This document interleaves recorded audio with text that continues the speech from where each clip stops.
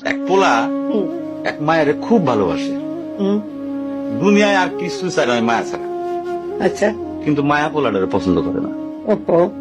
অনেক চেষ্টার পর মায়া সে পোলাটারে কইল যে ঠিক আছে, হ্যাঁ, আমি তোমারে ভালোবাসতে পারি, হ্যাঁ। আমার একটা জিনিস এনে দিতে হবে। কি রে? পোলাটা তখন কইলো যে তোমারে পাওয়ার লিগা আমি দুনিয়ার যে কোনো জায়গা থেকে যে কোনো জিনিস এনে দিতে পারি। হ্যাঁ, হ্যাঁ। মায়েরা তখন কইলো তুমি তোমার মায়ের কইলজাটা আমার আইনা দাও। কি কি মনে হয় না? কি গল্প শোনালি দিদু?